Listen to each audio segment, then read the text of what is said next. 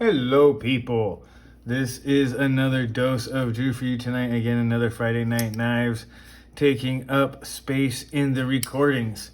And tonight is not a review exactly, but I'm going to be talking on a subject, and that's a fairly common one currently, and that is the one of button locks. I have a few of the current problems. I don't have an Elementum or anything like that, but I want to talk about something that's present. I'm actually going to remove this one for the moment. And that is wiggle. See if you can even hear this. That's some wiggle right there. Now, there's some spring issues, there's a machining thing, there's a tolerance bit. It is, now that is not anything on the CRB. See if I can get that to where you can hear it. This one has it less, but I've hardly used this one. This one needs it's. If they domed that instead of dished it and made a partial cutout around the back where it's crown there, so that it dipped something similar to just right there, and then it would trail off, and so it wouldn't have to be recessed anymore. This knife would be nearly perfect.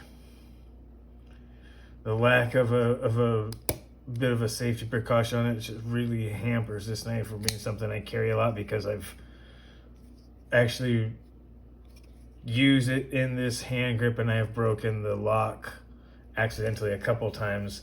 Luckily, nothing that resulted in injury, but enough that I just don't carry it. So it's not as loose as others. The Kaiser Original, one of my current, this thing has ended up in my pocket way more times than I thought it would. I reviewed this once before and I said it had no soul. I'm going to walk that back. The soul of this knife is utility. Because quite honestly, that's what this thing does really, really well. You just grab it and you go. It works. I've taken it for everything. It's light enough to grab. It's deep carry. It's, dare I say, a sleeper knife that I myself said I really liked, but I thought it had no soul, and then I've picked it up amongst a platter of other knives I don't know how many times, partly because it's just so darn fun. But can you see that? Yeah, there we go, focus. Yeah, can you hear it? There's a little bit of play there within the mechanism. It doesn't mean it's going to unlock. For anyone who's worrying, it's just, it kind of sucks. Now, I've known a lot of people who talk about how this is common, right? And it is. I'm literally, the CJRB is a little bit better. If you look, it's got a pocket. Let me see if I can get that there. Milled into it.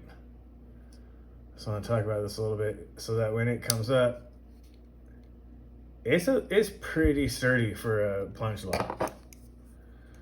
If you look at the Kaiser right there, it's got sort of a cone shape, a conical type section shape that gives it a lot of play. It makes it really smooth in and out, but it gives it a lot of play. It makes it really easy. And Saviti has the same conical type section where it's, the whole thing is milled out for the plunge. If it's that close to the bar that you need to cut out for it, it seems to really give you a lot of play. Now, without cracking it open, I want to talk about the Malibu. Yes, I know these are impossible to get. They can't make enough of these stupid things.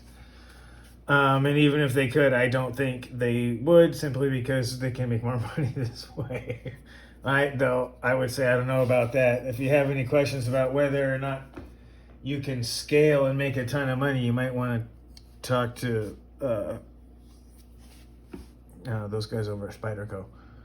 But anyway, yeah. So they could do a lot by expanding a Malibu only production line. That's for darn sure. And make sure they maintain the high quality. One of the things I want to say is this knife has not been babied.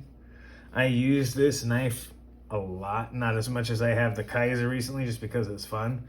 But here's the thing, and this is something I really want to get across about the Malibu. Why everyone raves about it, and I have not tried every plunge lock, but something that I have seen.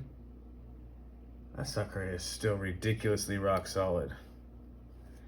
It also has a cylindrical cutout for that plunge. And it is just ridiculously solid. So, for what it's worth, what does this expensive of a knife that's in small quantities get you? I've had this for over a year. I have used this enough to warrant sharpening 20 CV, or at least giving it a hone. That's the factory edge, and I honed it up. I would reprofile it because it's a little bit off if I were to do it again. My only complaint about this knife, but it was a particular Blade Show special, so it anyway, yeah. You get what you get, and it's, of all the things to complain about, the fact that I would have to sharpen it to get that line better is, I would sharpen it anyway. Back to my original point as I went over, because I really do like this knife. It is fantastic. I'm going to give a lot of the stability to the lock bar interface. The CJRB has one too. It just doesn't seem to be as solid on the Civivi, and honestly on the Kaiser. The Kaiser seems to have the worst tolerances of them all. But the Malibu, I do have to admit, for any plunge lock I've tried. Now, that being said, I did try a Medford plunge lock. It was for a moment. It fit nicely in my hands. I hated this stupid thing on the back.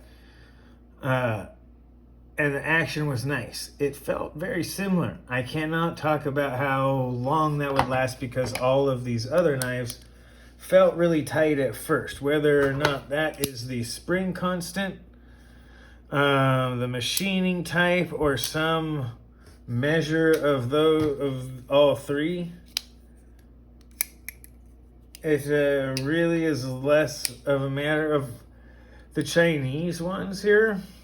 The CGRB is particularly my favorite. I have to admit, this plunge lock really disappoints me because the pocket design on the CJRB is actually my favorite. I really believe that gives a pretty solid. There is, in fact, this is the most solid of them all. There's a little tiny bit of rock, just the tiniest bit. And they could even probably go to washers and would fix that. Malibu, on the other hand, super drop sheddy, super smooth, and I have to admit, solid as a rock. No twitch whatsoever. So, there's a lot of people who talk about Buy American, and I just compared 3 Chinese knives to a single American knife. Is it a fair fight? I don't know. It's not really supposed to be a fight.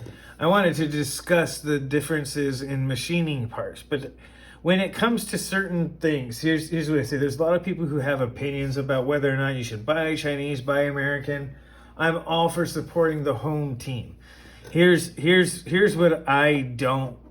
If you're gonna choose sides like that, buy American and buy ones that are collaborations. Because here's the thing: ignoring China or pretending that you can ignore China to the point that you just won't buy anymore is ignoring China's role in the world. They are almost as large or larger than the U.S. by certain economic measures. They are a rival in economic size by certain measures.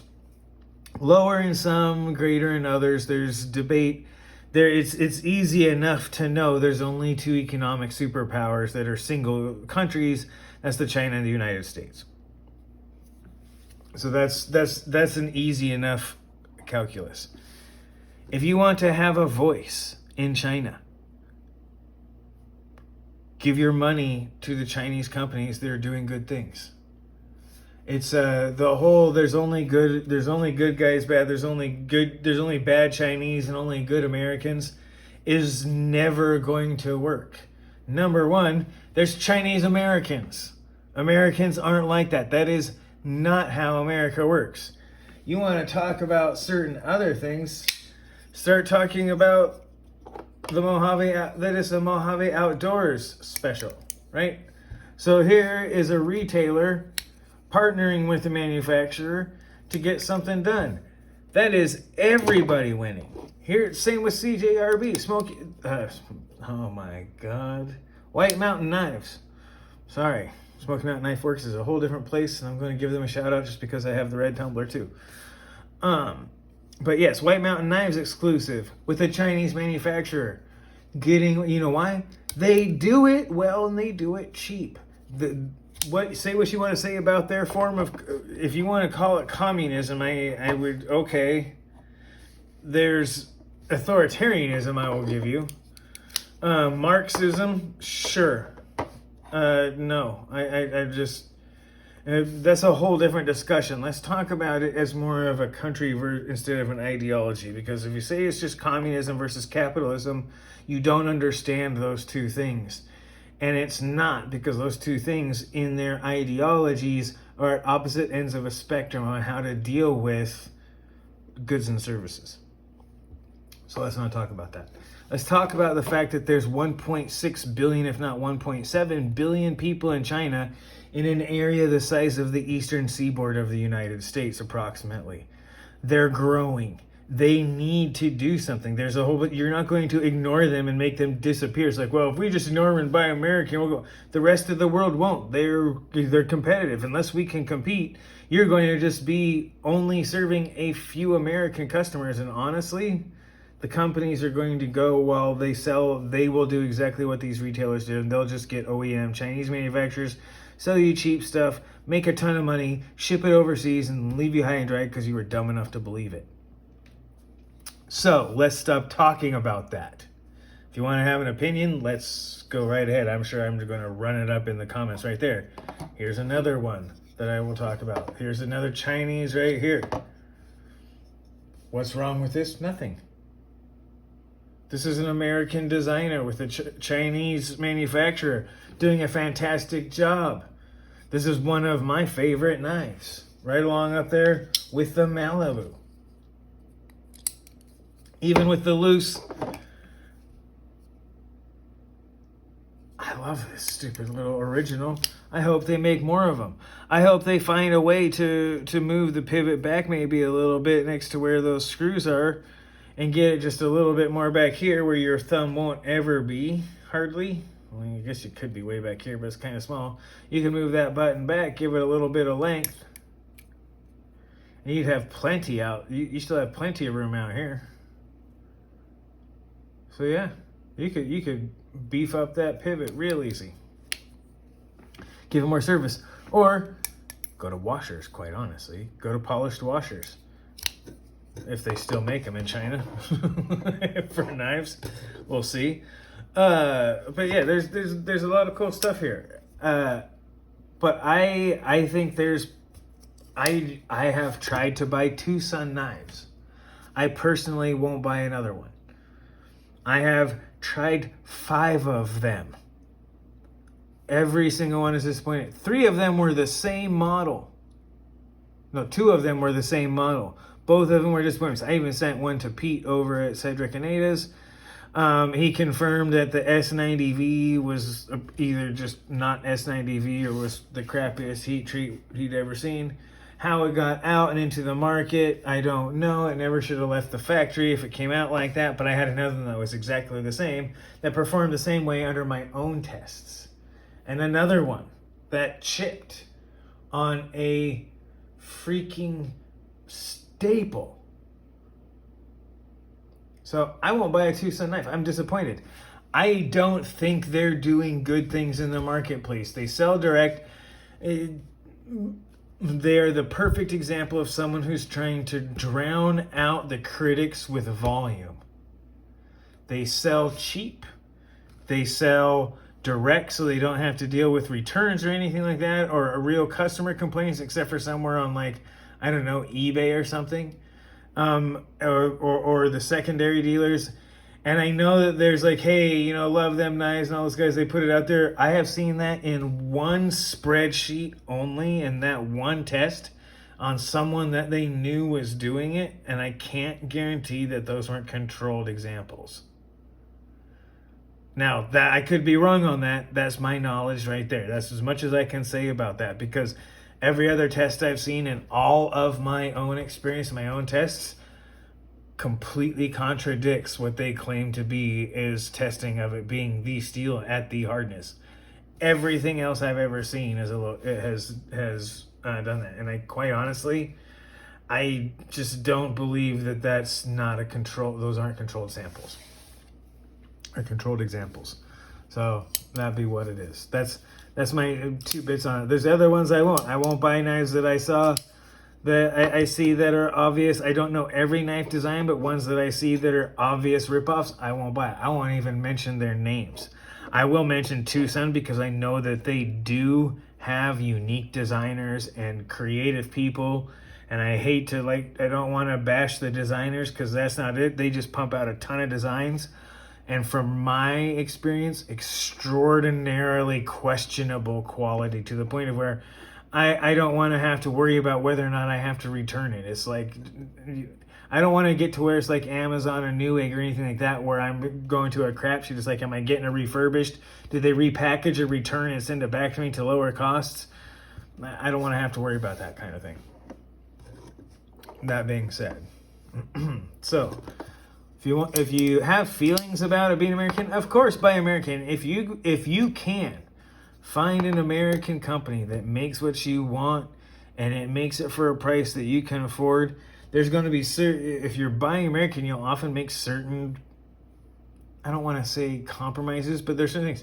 You may find a lot more of CPM 154 or 154 CM steel, where it's just easier for them to machine and get done at a price point that is palatable for American consumers, because we're expensive workers. That's just the truth of it, right?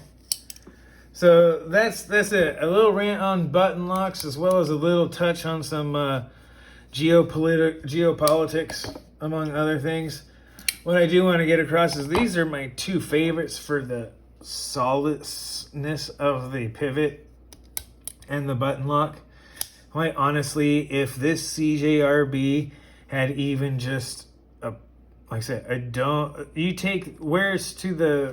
if you take this button off, right, to where that chamfer starts, and then dome it so that it even goes lower, and then partially recess where it's contoured so that there's just a little cutout, so that when you go like this, it's flat. And you can't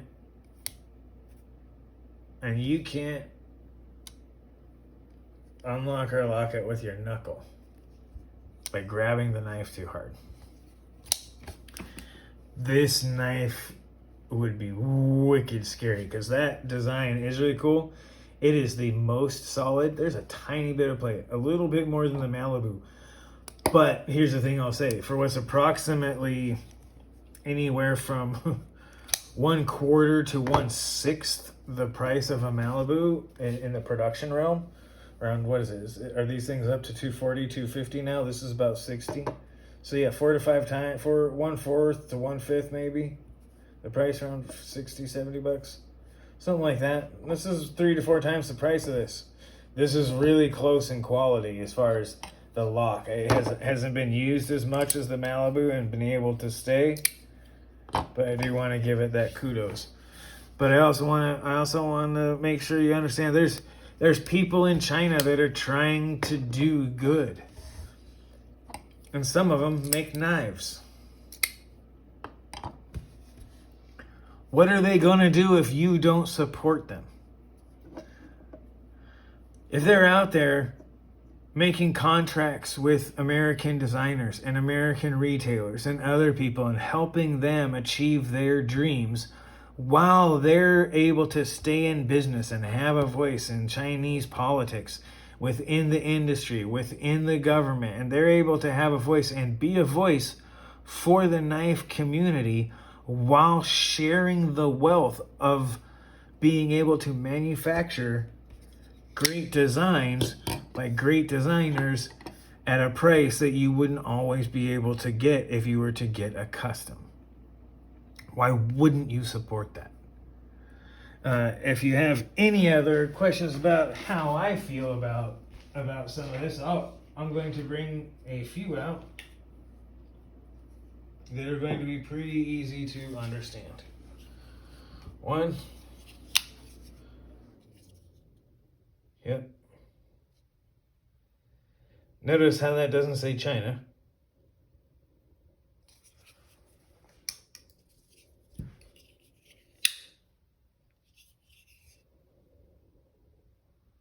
Yep.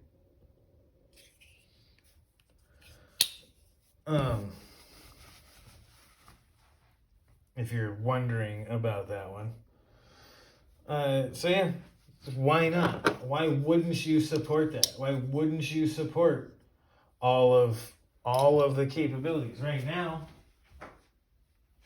it is quite honestly. Here's another one, in case you don't recognize the whole. Right, so yeah, why not have a voice? Why not have a voice there? Why would you not bring China in? Why wouldn't you be like, hey, if you can do this cheaper and better than I can, I have something I want you to do. We can keep you in business. You seem like the good guys. Hey, can we get some of this stuff done? Because there's a lot of really cool stuff that can happen when people team up, I'm not going to lie.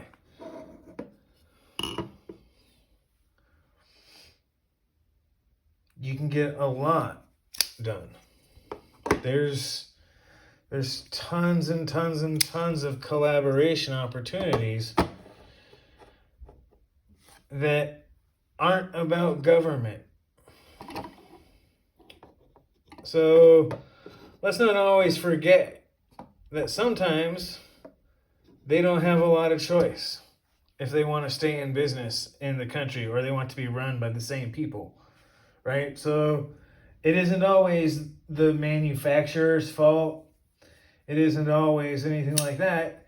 Just like a lot of other things, they have rules they have to follow too to stay in business. But if they're trying to do good, if they're the good guys, if they're providing singular voices to a growing community of people who say, no, look, not only do we think that's wrong, but we are a customer of yours. We help provide your country with reasons and jobs to listen to us. Because if you ignore them, they're not just going to go away.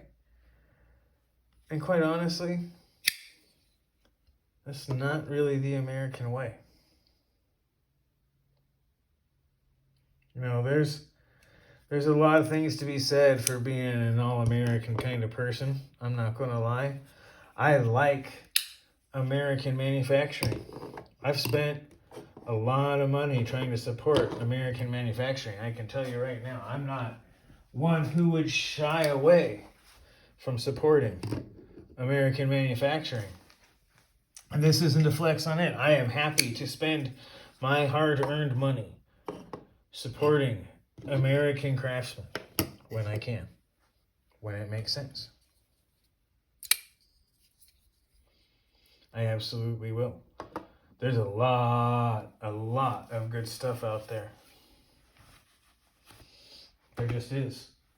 You know? But you know what? They're not the only ones. This isn't even private. This isn't even... this is for effect, right? This is really for effect. I brought all this stuff out together to try and get a particular effect. You can disagree with politics and still support those who disagree with their own politics too. I don't know. I'm not going to speak for we. I don't even know if they could. Here's what I'll say. They're trying to follow the rules of the country in which they do business and in which they live, and by the cultural standards and norms that they have to deal with on a daily basis. And in the meantime, they deliver a really good product. Most of them. At a fairly good price. And yeah, some of them are good. Me? I'm all for keeping that, for not saying China.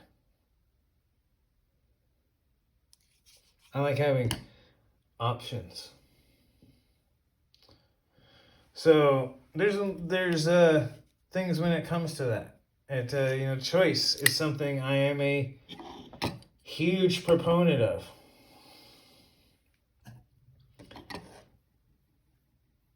And I think it's something that we should all be able to do. So yeah, there's my China plunge lock. For a third of the price, you get similar quality. Is it going to unlock on me? No, it just moves. There's a looseness that's built in. So the plunge doesn't move. That is actually just a looseness built in, and some of it's going to have to do with the size of the pivot, swept area, all sorts of stuff. Does it matter? No. Because in the end, right now, as far as I'm concerned, this, in my experience, is the king. And it's good to be a king. As long as you don't care that nobody wants to be your subject. That being said, everything I put out there just to tonight was a good knife. It was a good design. If you don't care what it says on the other side of that blade, these are good knives. That's a good knife.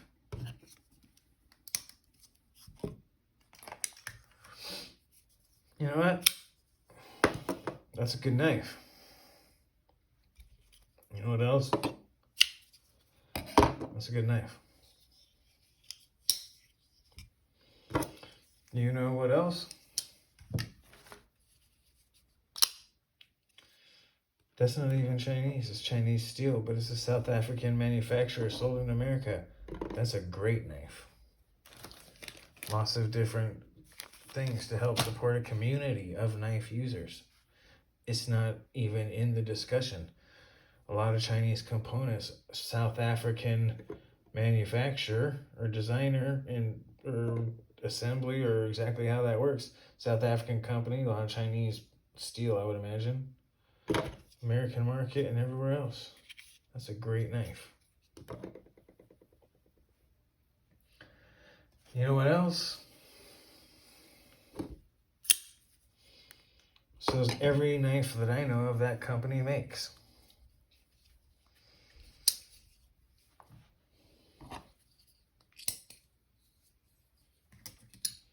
So there's a lot of things that it can come down to. Does it come down to the nationality of where that knife is made? What about where it's designed? What about where it's sold? Do we care if it's bought from an overseas distributor, or do you only want to support American retailers that sell only American knives, that only sell, hey, if you want to, or they don't even sell foreign-made parts, if you want to do that, the closest I know of is USAMadeBlade.com. and I've bought from them. They have good stuff. They're a good company. They try really hard to support the American craftsman. But right here I have South Africa, Taiwan, and the US. But there I have China and a guy in California.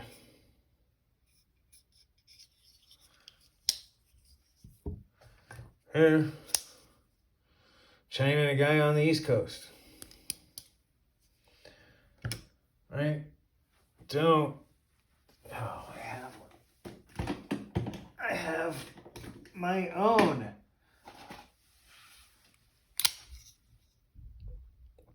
Knife Center exclusive, CJRB. Oh, and let's not forget for a moment here. A Japanese company with an American factory that has American-made knives as well as Chinese-made ones.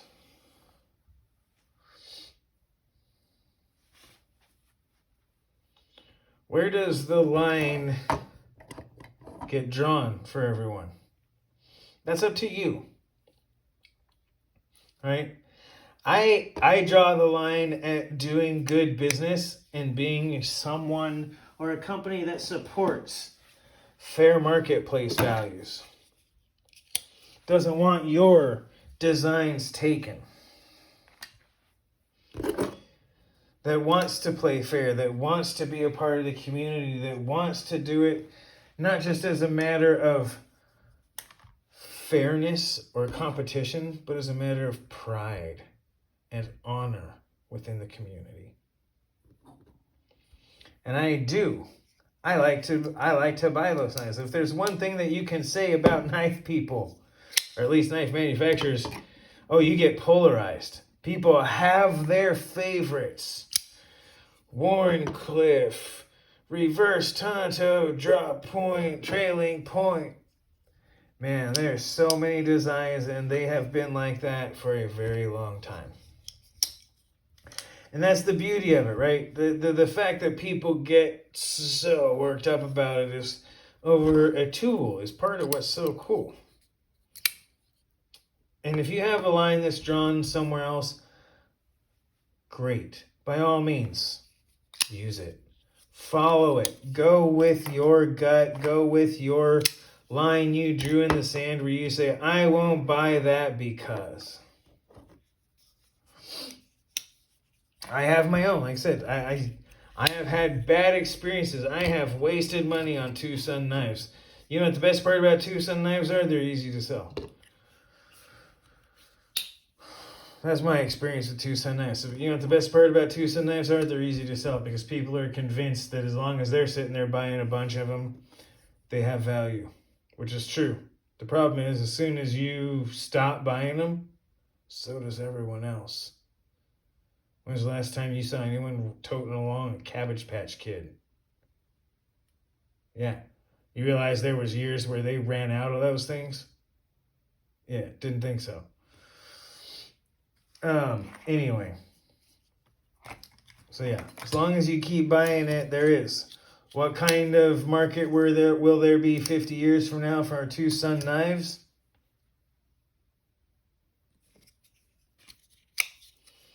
I don't know.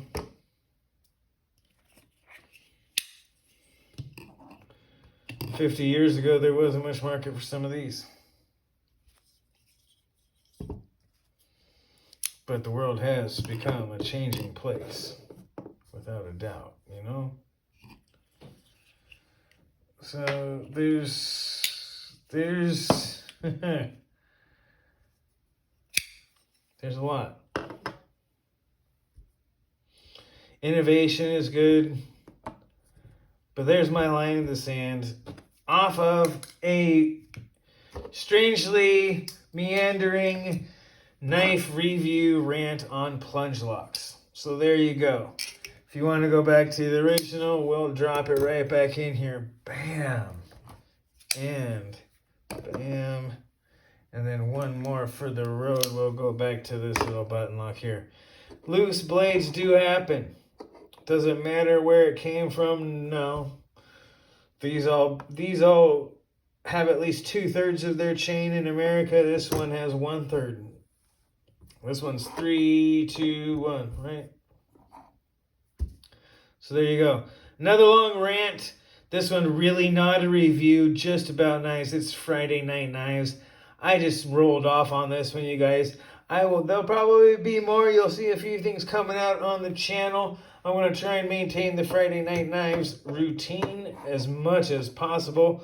Work is going to be picking up, so I hope that you all stay tuned. I will try and at least get the Friday Night Knives videos out on time. So thanks again for watching. If you care about that rant, care about the knives, care about anything at all, by all means, go ahead and drop it in the comments. In the meantime, this has been a dose of Drew. I am said Drew. Go ahead, grab this video, watch it twice, comment as much as you like, be mindful of side effects, and remember to like and subscribe. This has been your dose of Drew. I am said Drew. You guys have a great night.